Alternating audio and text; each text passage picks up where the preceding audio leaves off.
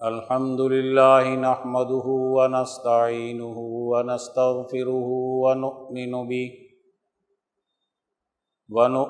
به ونتوكل عليه ونعوذ بالله من شرور أنفسنا ومن سيئات أعمالنا من يهد الله فلا مضل له ومن يضلله فلا هادي له ونشهد أن لا إله إلا الله وحده لا شريك له ونشهد أن سيدنا وسندنا وشفيعنا وهادينا ومرشدنا ومولانا محمدا عبده ورسوله أما بعد فأعوذ بالله من الشيطان الرجيم بسم الله الرحمن الرحيم هو الذي أرسل رسوله بالهدى ودين الحق ليظهره على الدين كله وكفى بالله شهيدا محمد رسول الله والذين معه أشداء على الكفار رحماء بينهم تراهم ركعا سجدا يبتغون فضلا من الله ورضوانا سيماهم في وجوههم من أثر السجود صدق الله العظيم قال النبي صلى الله عليه وسلم بدأ الإسلام غريبا وسيعود كما بدأ فطوبى للغرباء وقال النبي صلى الله عليه وسلم إذا وسد الأمر إلى غير أهله فانتظر الساعة أو كما قال عليه الصلاة والسلام۔ میرے قابل احترام دوستو، یہ ربیع الاول کا مہینہ ہے جس میں ہمارے پیارے پیغمبر حضرت محمد مصطفیٰ صلی اللہ علیہ وآلہ وسلم کی ولادت باسعادت ہوئی ہے۔ آپ کا اس دنیا میں تشریف لانا ایک بہت بڑی نشأت ثانیہ اور دنیا کے انقلاب کا پیش خیمہ تھا۔ دنیا میں جو اس وقت حالات بنے ہوئے تھے انسانی معاشروں کے، وہ بہت ہی تباہی اور بربادی کا نقشہ پیش کر رہے تھے۔ قومی سطح پر، خاندانی سطح پر، بین الاقوامی سطح پر ایک ظلم کا دورہ تھا، تاریکیاں تھیں، انسانیت ترقی سے محروم تھی، زوال پذیر تھی۔ یقیناً ایسے حالات میں نبی کریم صلی اللہ علیہ وآلہ وسلم کی ولادت باسعادت ایک بہت بڑا واقعہ ہے۔ دنیا میں جو واقعات ہوتے ہیں اللہ کی جانب سے اس کے خاص مقاصد ہوتے ہیں۔ ان واقعات کے نتیجے میں ہی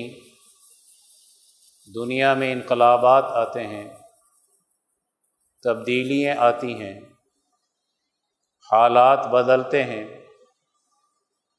نئی تاریخ بنتی ہے، پرانا دور ختم ہو رہا ہوتا ہے اور ترقی کا ایک نیا دروازہ انسانیت کے لیے کھل جاتا ہے۔ تمام انبیاء کرام کے جتنے حادثات واقعات قرآن حکیم بیان کرتا ہے وہ سب اسی چیز کو بیان کرتے ہیں کہ جب بھی دنیا میں کوئی بڑا واقعہ پیش آیا تو دنیا کے حالات بدلے ہیں۔ فرعون اگر غرق ہوتا ہے تو یہ بہت بڑا واقعہ ہے اور بڑی تبدیلی دنیا میں آ رہی ہے، جس میں موسیٰ علیہ السلام کی تعلیمات کے غلبے کا دور شروع ہوتا ہے۔ ابراہیم علیہ السلام کے دور میں نمرودی طاقتیں ہیں، سابی اقوام کے مظالم ہیں، دنیا ایک تاریکی میں ہے، کفر اور شرک کا غلبہ ہے اور انسانی معاشرہ زوال کی انتہا کی طرف بڑھتا ہے۔ ابراہیم علیہ السلام دین حنیف لے کر آتے ہیں، آپ کی مخالفت کی جاتی ہے۔ ابراہیم علیہ السلام کے اپنی زندگی میں بھی بڑے بڑے واقعات ہوئے، جیسے نبی کریم صلی اللہ علیہ وسلم کی زندگی میں بڑے واقعات ہوئے۔ بڑا واقعہ ہے کہ آپ مکہ معظمہ کے اندر اپنے اہلیہ کو اور بیٹے کو چھوڑ کر جاتے ہیں۔ یہ دنیا میں ایک بہت بڑا واقعہ تھا۔ پھر آپ کو 2 ہجرتیں کرنی پڑتی ہیں، پھر آپ کو اپنے بیٹے کی قربانی دینی پڑتی ہے، اپنے والد کے اور وہاں کے ظالمانہ نظاموں کا مقابلہ کرنا پڑتا ہے۔ گویا کہ ابراہیم علیہ السلام کی زندگی واقعات سے بھری پڑی ہے، امتحانات سے بھری پڑی ہے، اور قرآن حکیم میں اللہ تعالیٰ فرماتے ہیں انہی امتحانات کے نتیجے میں جب انہوں نے کامیابی حاصل کی تو ہم نے ابراہیم علیہ السلام کو انسانیت کا امام بنا دیا۔ انی جاعلک للناس اماما۔ امام کا درجہ مجتہدین سے بھی بڑا ہوتا ہے، سیاست دانوں سے بھی بڑا ہوتا ہے، معیشت دانوں سے بھی بڑا ہوتا ہے۔ امام جب دنیا میں آتا ہے تو پوری دنیا کے لیے ایک پروگرام لے کر آتا ہے، ترقی کا پروگرام لے کر آتا ہے، اور انسانیت کو زوال سے نکالنے کا پروگرام لے کر آتا ہے۔ جب سابی اقوام، خواہ وہ چین میں رہتی ہوں، ہندوستان میں رہتی ہوں، ایران میں رہتی ہوں، یونان میں رہتی ہوں، توران میں رہتی ہوں، یہ سب سابی اقوام زوال پذیر تھی، یہ مذہب کا صحیح نقشہ پیش نہیں کر رہی تھی۔ ان کے مذاہب دنیا کے اجتماعی مسائل حل کرنے کی اہلیت کھو بیٹھے تھے۔ ان کے فلاسفر یقیناً ناقص فلسفہ پیش کر رہے تھے۔ ایسے میں ابراہیم علیہ السلام کی تشریف آوری ہوتی ہے، جو بہت بڑا انقلاب تھا کہ سابی دور وہ ختم ہو رہا ہے اور حنیفی دور کا آغاز ہو رہا ہے۔ سابی دور میں انسان کی عقل و شعور نچلے درجے پر ہے، اور حنیفی دور میں عقل و شعور بہت اونچے مقام کی طرف پہنچ گئی۔ سابی دور میں تو انسان کی عقل و شعور علم نجوم کے اعتبار سے سورج، چاند، ستاروں تک اپروچ رکھتی تھی، اور دین حنیف میں انسان کی عقل و شعور تجلیات الہی کے تک پہنچ رہی ہے۔ تجلی الہی کے تابع ہیں سورج کا نظام بھی، چاند کا نظام بھی، اور جتنے بھی اس کی تاثیرات ہیں وہ سب تجلی الہی کے ماتحت ہے۔ تجلی الہی تک پہنچنا یہ دنیا کا ایک بہت بڑا واقعہ اور ٹرننگ پوائنٹ ہے۔ یہ ابراہیم علیہ السلام سے شروع ہوتا ہے، اس کی تکمیل نبی کریم صلی اللہ علیہ وسلم کے دور میں ہوتی ہے کہ آپ صلی اللہ علیہ وسلم کی ولادت باسعادت جس وقت میں ہو رہی ہے وہ وقت قیصر و کسریٰ کے نظام ہوں، ابو جہل کا نظام ہو، انٹرنیشنل نظام ہو، وہ سب کا سب انسانیت کے لیے نقصان کا باعث تھا، زوال کا باعث تھا۔ ایسے وقت میں آپ کی ولادت باسعادت ہوتی، بہت بڑا واقعہ ہے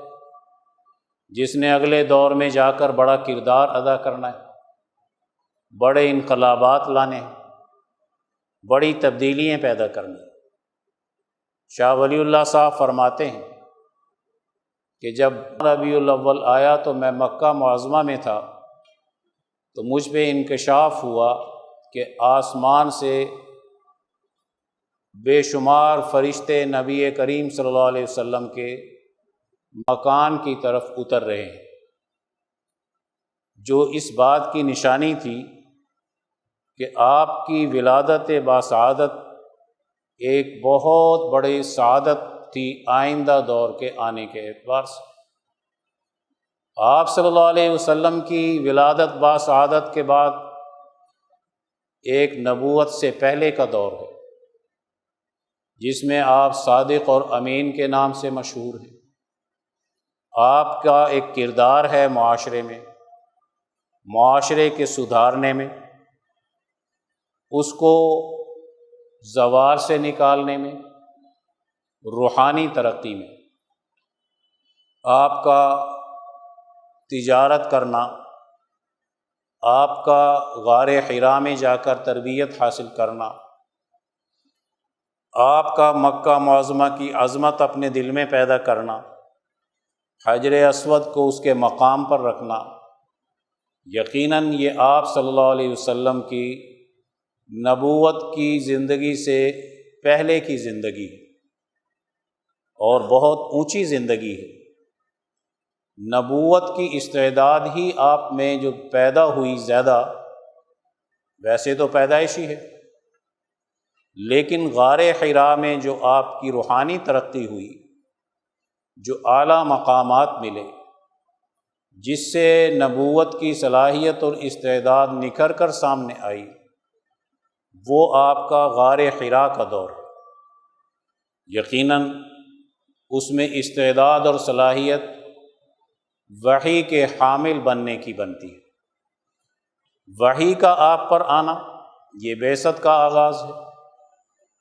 یہ آپ کی ولادت باسعادت سے بھی بڑا واقعہ ہے کہ اس کے ذریعے سے آپ کی نبوت کا اظہار ہو رہا ہے اور بعثت کا اظہار ہو رہا ہے، اور بعثت کا اظہار بھی شاہ ولی اللہ صاحب فرماتے ہیں آپ کی نبوت اور بعثت دو حیثیت کی ہے۔ ایک قریش کے خاندان کی اصلاح کرنی، ان کو اصول جہاں بانی سکھانے، ان کی تربیت کرنی، جو آپ پر ایمان لائے گا اس کو تعلیم دینی۔ یہ مقامی سطح کی آپ کی محنت ہے۔ اور ایک انٹرنیشنل بعثت ہے آپ کی، قل یا ایھا الناس انی رسول اللہ الیکم جمیعا الذی لہ ملک السماوات والارض، یہ آپ کی بین الاقوامی نبوت ہے۔ آپ صلی اللہ علیہ وسلم کی بعثت کے بعد آپ نے جو اپنی جماعت کی اصلاح کی وہ بہت اہمیت کی حامل ہے، وہی اصل جہاد اکبر ہے۔ ایک جہاد اصغر ہوتا ہے اور ایک جہاد اکبر ہوتا ہے۔ جہاد اکبر یہ حقیقت میں جماعت کی تیاری ہے۔ اس مہینے کی برکت سے ہمیں یہ بات سمجھ میں آنی چاہیے کہ آپ صلی اللہ علیہ وآلہ وسلم نے جماعت کی تربیت کن اصولوں پر کی؟ آپ نے اپنے صحابہ کرام میں کیسے وحدت پیدا کی، کیسے جہالت کا خاتمہ کیا، کیسے ان کی صلاحیت اور استعداد بڑھائی۔ یہ دور صلاحیت اور استعداد کے بڑھانے کا دور ہے۔ اس دور میں یہ سیکھنا بڑا ضروری ہے کہ صلاحیت کیسے بڑھتی ہے، استعداد جماعت کی کیسے بڑھتی ہے، کن اصولوں پر جماعت چلے تو اس میں یہ صلاحیت اور استعداد پیدا ہوگی کہ وہ مستقبل میں بڑے بڑے واقعات اور حادثات اس کے ذریعے سے انقلابات کا پیش خیمہ ثابت ہوں گے اور دنیا میں بڑی تبدیلیاں آئیں گی۔ اس کی بنیاد کہاں رکھی جا رہی ہے؟ مکہ معظمہ کی زندگی کے اندر۔ آپ نے اپنے صحابہ کرام کی تربیت کلمہ پڑھنے کے بعد سب سے پہلے تعلیم سے کی، جہالت کا خاتمہ کی، چونکہ جہالت کا دور ہزاروں برائیاں لاتا ہے۔ جہالت کی خرابیوں کی وجہ سے قومیں تباہی اور بربادی کی طرف جاتی۔ تو آپ صلی اللہ علیہ وسلم کی جو پہلی محنت ہے وہ تعلیم کتاب کی ہے۔ تعلیم میں احکامات ہیں، قوانین ہیں، تاریخ ہے، تاریخی واقعات کا ذکر ہے، قوموں کے عروج و زوال کے اصول اور قاعدے بتائے جاتے ہیں، اور پھر اللہ سے کیسے تعلق قائم ہوگا، کیسے ترقی حاصل ہوگی، ایک جماعت کا اندرونی اور داخلی نظام کیسے مستحکم ہوتا ہے، مضبوط ہوتا ہے۔ اگر جماعت کا داخلی نظام مضبوط اور مستحکم نہیں ہے تو کبھی بھی وہ جماعت نہ قومی کردار ادا کر سکتی ہے صحیح، نہ بین الاقوامی ادا کر سکتی۔ کسی بھی قوم کا داخلی کردار اس کی تعلیم سے بنتا ہے اور اس کے جہالت کے مٹانے سے بنتا ہے۔ اگر اس کی جہالت مٹا دی جائے، تعلیم وہ دی جائے جس سے قومیں زوال سے نکلتی ہیں، اجتماعی شعور پیدا ہوتا ہے، ان کے طبعی تقاضے بھی کیسے پورے ہوں گے؟ اس کی تعلیم ہے، اس کی واقفیت ہے، اس کی مہارت ہے۔ تعلیم مہارت پیدا کرتی، استعداد بڑھاتی۔ تو گویا کہ نبی کریم صلی اللہ علیہ وسلم نے جماعت کے داخلی نظام کو مستحکم کرنے کے لیے جو بنیادی اصول اختیار کیا وہ اپنے ہر کارکن میں، ہر صحابی میں سے جہالت کا خاتمہ کیا۔ جب کسی کارکن کو جذباتی بنایا جائے، نعرہ باز بنا دیا جائے اور اس کو جہالت سے نہ نکالا جائے تو وہ کارکن کبھی داخلی نظام کے استحکام کا باعث نہیں بن سکتا۔ اس کے پاس کوئی پروگرام نہیں آ سکتا، کوئی قوانین نہیں آ سکتے، کوئی اصول نہیں آ سکتے۔ اس میں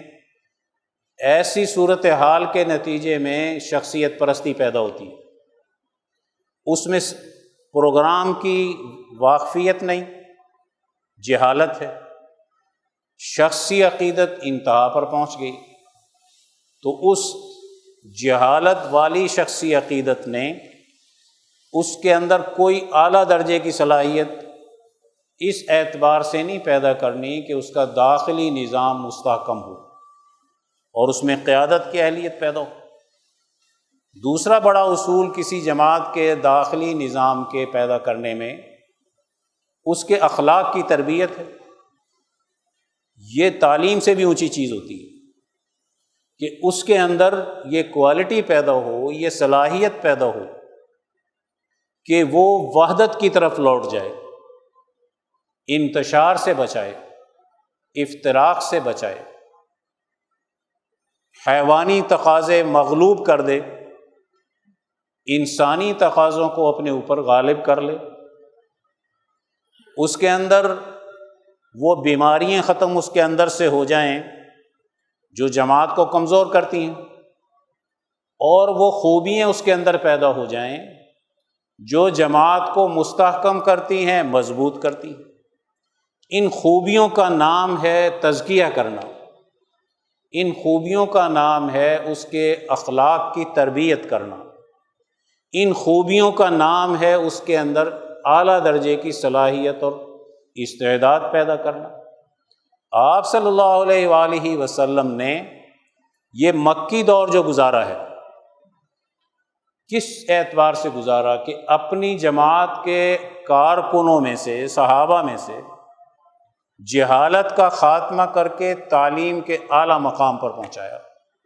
اور تعلیم بھی وحی کی ہے، قرآن حکیم کی ہے،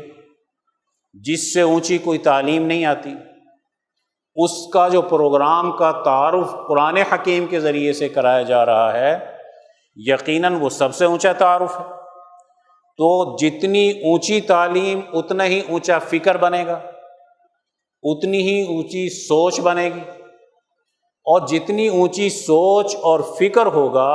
فلسفہ ہوگا، اتنا ہی اونچا انسان کے اندر استعداد، صلاحیت اور قابلیت کا ملکہ پیدا ہوگا۔ تو کسی بھی جماعت کا داخلی نظام کب مستحکم ہوتا ہے؟ جب اس کا تزکیہ ہو جاتا ہے، اس کے اندر حسد، بغض، تکبر، لالچ نکال دیا جاتا ہے، اس کے اندر سے جہالت کا خاتمہ کر کے خوبیوں والی استعداد اور صلاحیت پیدا کی جاتی ہے۔ اس کے نتیجے میں جو وحدت پیدا ہوتی ہے وہ بڑی مستحکم اور بڑی مضبوط ہوتی ہے۔ وہی صلاحیت ہے جس نے آگے چل کر اس کو دنیا کے انقلابات کا رہنما بنا دینا ہے، بڑی تبدیلیاں لے کر آنی۔ آپ نے اپنی جماعت کی داخلی نظام کو مستحکم کرنے کے لیے بہترین حکمت سکھائی ہے، حکمت سکھائی ہے۔ حکمت دور کے تقاضے کے مطابق جو تعلیم اور تربیت حاصل کی جا رہی ہے، یہ اپنی قوم میں کیسے منتقل کرنی، یہ انسانیت میں کیسے منتقل کرنی، اس کا انسانیت میں منتقل کرنے کا کیا طریقہ ہوگا۔ یہ جو حکمت کی اعلیٰ ترین حکمت عملی سے تعلق رکھنے والی چیز ہے، نبی کریم صلی اللہ علیہ وسلم نے اپنے صحابہ کو سکھائی۔ ایک جماعت کے پاس علم ہو، تزکیہ ہو، لیکن اس کے پاس حکمت عملی نہیں ہے، کام کرنے کا طریقہ نہیں آتا۔ علم بڑا ہے، قرآن پاک کی تعلیم کے حافظ ہیں، کتابوں کے حفاظ ہیں، احادیث مبارکہ کے حفاظ ہیں، بڑی تعلیم ہے، بڑے بڑے مشائخ کے پاس وقت گزارتے ہیں، لیکن عملی قوت نہیں ہے، جد و جہد نہیں ہے، صحیح راستے کا انتخاب نہیں ہے، تو یقیناً اس سے بھی جماعت کے نتیجے میں جو پروگرام غالب آنا تھا وہ معاشرے کے اندر غالب نہیں آ سکتا۔ تو کسی بھی جماعت کا استحکام یہ اس کی صحیح حکمت عملی سے، اس کے تزکیے سے، اور پھر اس کی تعلیم سے حاصل ہوتا ہے۔ اب اگلا قدم ہے جو بہت بڑا ہے، جو آپ صلی اللہ علیہ وسلم کی زندگی کا سب سے بڑا شاہکار ہے، کہ آپ نے جب یہ دیکھا کہ جماعت میری مستحکم ہو گئی، تیار ہو گئی، صاحب علم، صاحب تزکیہ اور تربیت ہو گئی،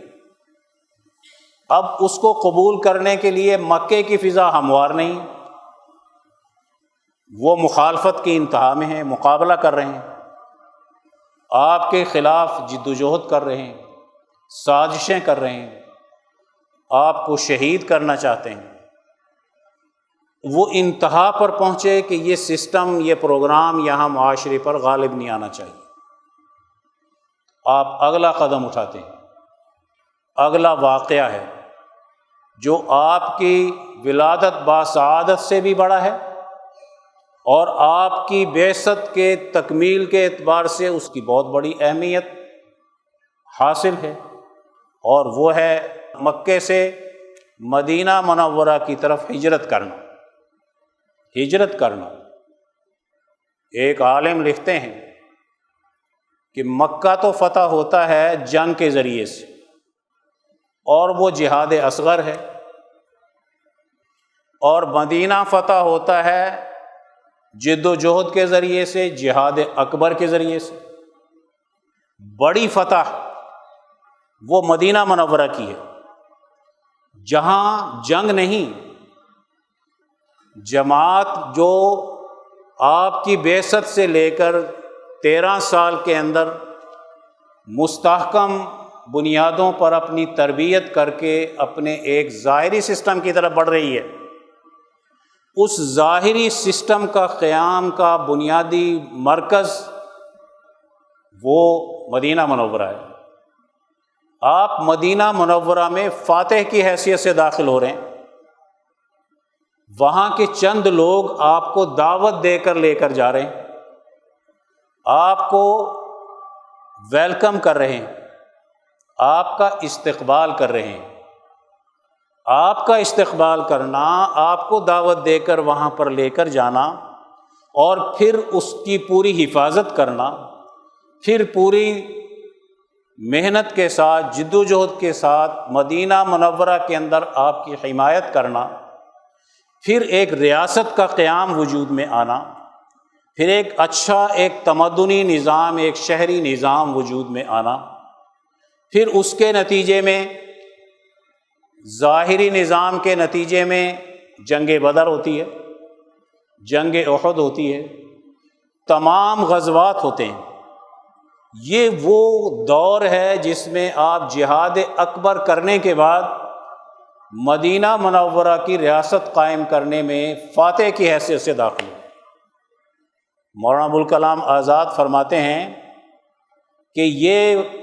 فتح مدینہ مکے کی فتح سے بھی بڑی ہے، چونکہ دین کے جو غلبے کی ظاہری بنیاد رکھی گئی، وہ ظاہری بنیاد مکے سے نہیں رکھی گئی، وہ تو ریاست مدینہ سے قائم ہوئی، اور یہاں کے لوگوں نے آپ کو ویلکم کیا۔ گویا جہاد اکبر کے نتیجے میں جو جماعت تیار ہو کر معاشرے میں آ رہی ہے، وہ سب سے پہلے مدینہ کی ریاست قائم کر رہی ہے، اور وہ ریاست نمونے کی ہے، اس کی سیاست بھی نمونے کی ہے، اس کی معیشت بھی نمونے کی ہے، اس کا سماجی نظام بھی نمونے کا ہے، اس کی زراعت بھی نمونے کی ہے، اس کا ایک عسکری نظام ہے وہ بھی نمونے کا ہے، دین کی اشاعت کا نظام ہے وہ بھی نمونے کا نظام ہے، پورے عسکری بنیادوں پر وہاں فوج کا نظام ہے، ایک نمونے کا ہے۔ نمونے کی ریاست کہاں قائم ہو رہی ہے؟ وہ مدینہ منورہ میں قائم ہو رہی ہے۔ گویا آپ کا ہجرت کر کے مدینہ منورہ میں آنا آپ کی ولادت باسعادت سے بھی اونچا مقام ہے۔ تو ولادت بذات خود بہت بڑی سعادت، بعثت کا ملنا بہت بڑی سعادت، اس کے نتیجے میں جماعت کا تیار ہونا بہت بڑی سعادت، اور ان تمام سعادتوں سے بڑی سعادت کون سی ہے کہ آپ نے مدینہ منورہ کے اندر ایک بہترین نمونے کی ریاست کی بنیاد رکھی ہے۔ اس نمونے کی ریاست کی بنیاد نے فتح کیا ہے پھر مکہ معظمہ کو۔ اسی میں معاہدات بھی آتے ہیں، اسی کے اندر آپ کا عدالتی نظام بھی آتا ہے، ایک سارا نظام جو وجود میں آ رہا ہے وہ جب آپ مدینہ منورہ میں فاتح ہونے کی حیثیت سے داخل ہوئے اس کے نتیجے میں وجود میں آتا ہے۔ اور پھر اس کے بعد جنگ بدر جو ظاہری نظام کے قیام کے بعد سب سے بڑا معرکہ ہے، سب سے بڑا واقعہ ہے اور اونچے درجے کا واقعہ ہے، لیکن یہ ظاہری نظام کا ہے۔ اور پھر اس سے اگلا غزوہ احد ہے اور باقی غزوات ہیں، اور پھر اس سے آگے بڑھ کر صلح حدیبیہ ہے، پھر اس سے آگے بڑھ کر آپ نے حجاز کو فتح کیا ہے۔ مکہ کا فتح ہونا یہ آپ کا بہت بڑا واقعہ ہے۔ آپ کی زندگی ابراہیم علیہ السلام کی طرح واقعات کے نتیجے میں جو دنیا میں انقلابات آ رہے ہیں، جو تبدیلیاں آ رہی ہیں، ولادت سے شروع ہوتی ہیں اور اس کی قومی سطح، قومی استحکام، یہ مکے کے فتح کے ساتھ تکمیل کو پہنچتا ہے۔ اس جماعت نے جس نے تربیت حاصل کی تھی مکہ معظمہ میں، اپنا داخلی نظام مستحکم کیا تھا، اپنے اندر اعلیٰ صلاحیت اور استعداد پیدا کی تھی تزکیے کی طاقت سے، وہ صلاحیت اور استعداد پہلے مدینہ منورہ میں ظاہر ہوتی ہے، پھر حجاز میں ظاہر ہوتی ہے، اور پھر وہ انٹرنیشنل سطح پر قیصر و کسریٰ کے نظاموں کے خاتمے کا باعث بنتی ہے۔ نبوی طریقہ دنیا میں زوال سے نکلنے کا، ہمیں آپ کی ولادت باسعادت سے لے کر مکہ معظمہ کی فتح تک، ہم اس کو ظاہری اور باطنی جہاد اکبر اور جہاد اصغر دونوں کے نتائج ہم مکہ کی فتح کے وقت میں بیان کریں گے، اور پھر آگے قیصر و کسریٰ کے نظاموں کا ٹوٹنا، یہ آپ کی اس جماعت کا نتیجہ ہے جس نے مکہ معظمہ میں بیٹھ کر اپنے داخلی نظام کو مستحکم کیا۔ اب اگر کوئی قوم بین الاقوامیت میں داخل ہونا چاہتی ہے تو سب سے پہلے اس کا قومی نظام جماعت کے بعد منظم ہونا چاہیے۔ جس قوم کا اپنا قومی نظام مستحکم نہیں ہے، اس میں وحدت نہیں ہے، اس میں اخلاق نہیں ہے، اس میں تعلیم نہیں ہے، اس میں جہالت ہے، بد اخلاقیاں ہیں، انتشار ہے، گروہیتیں ہیں، وہ